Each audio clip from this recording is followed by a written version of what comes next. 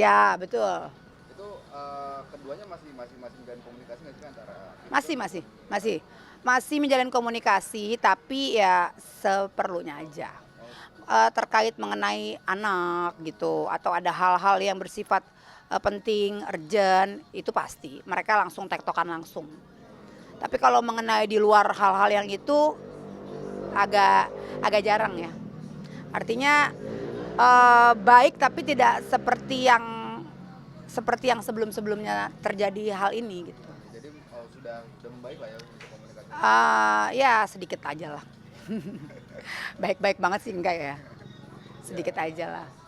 Nah, Virgon sendiri kan mulai tahun ini Ah, menjalani Ramadan sendiri gitu kan. Itu ya. apakah ada keluhan-keluhan sendiri ke KPB sendiri atau mungkin cerita apa ke KPB?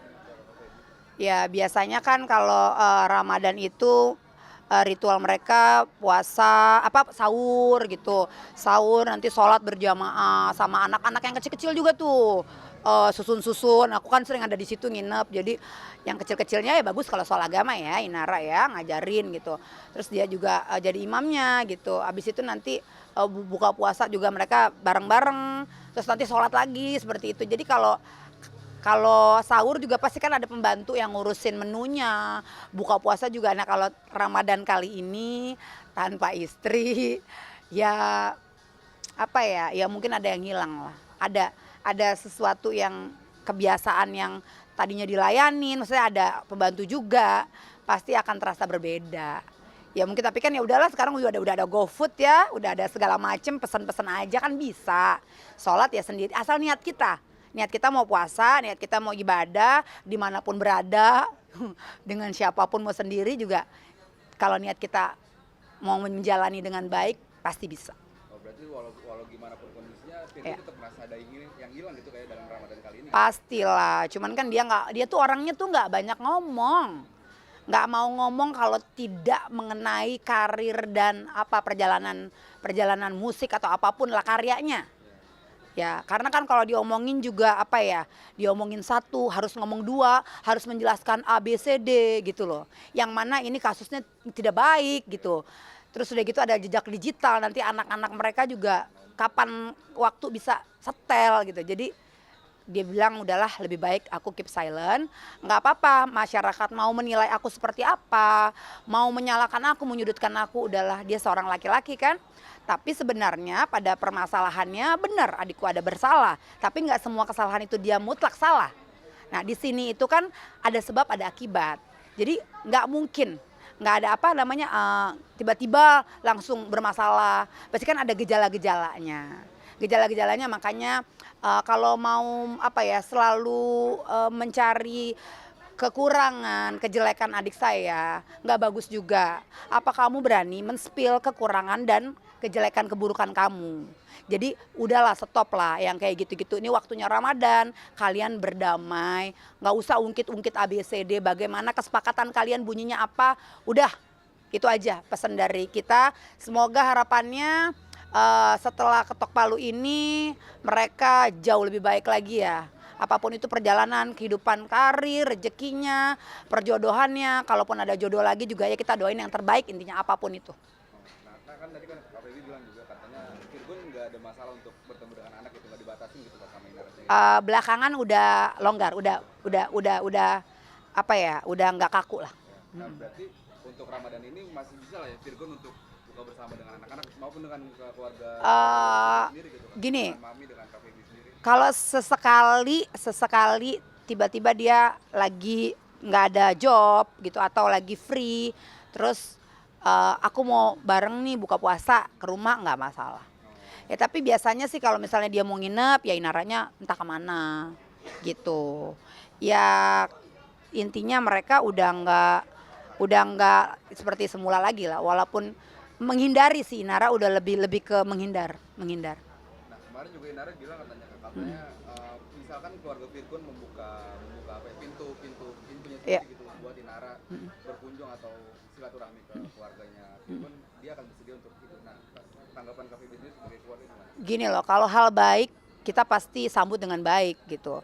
Tapi tolonglah jangan diperbesar lagi permasalahan ini. Kasihanlah adikku selalu dipojokin, di podcast mana selalu membuka. Ini ya, saya mau ngomong. Ini kan selama kasus ini udah masuk hampir 1 tahun ya. Kalau nggak salah dari Maret atau April lah itu startnya permasalahan ini. 1 tahun Virgon nggak pernah lo buka suara lo. Hanya ada 1 kali, itu pun ya kan, aja permohonan maafnya aja 1 kali itu aja. Dan dia nggak pernah membesar-besarkan dan kenapa dan begini dan begitu. Dia nggak mau. Tapi pada prinsipnya ada hal-hal kan yang ya udahlah, nggak perlulah aku menjelaskan menjelek-jelekan ini itu ya.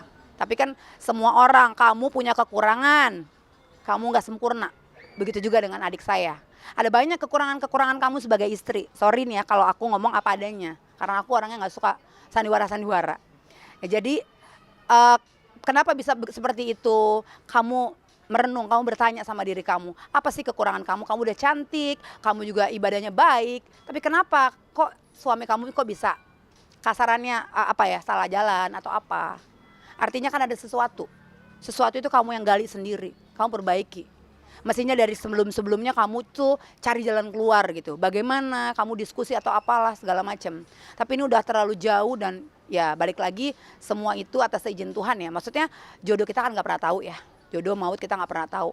Ya kalaupun endingnya memang sangat menyedihkan seperti ini, jadikan segala sesuatu pembelajaran untuk kedepannya. Memang pahit tapi kadang-kadang Tuhan memberikan sesuatu kado tuh bingkisannya nggak selalu indah.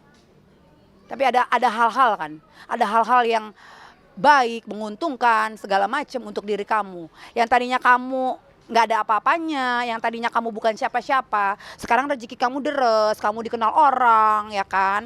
Terus bisnis sudah mulai. Artinya kan di balik permasalahan yang terjadi ini ada hikmatnya, ada berkatnya. Jadi udah nggak usah dipanjang-panjangin. Yuk kita berdamai, buka hati kamu, lupakan masa lalu, sekarang yang baik gimana. Tapi kalau nanti hasilnya apa, intinya kalau keduanya sepakat dan tidak memberatkan sebelah, sekali lagi kita nggak ada menghalangi, kita selalu mensupport.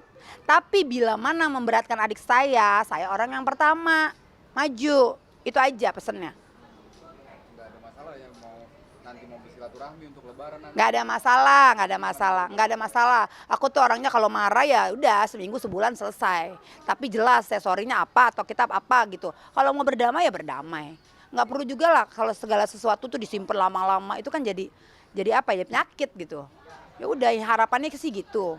Mudah-mudahan ya inilah detik-detik terakhir ini kita ikutin aja. Aku juga selalu mengawal ya.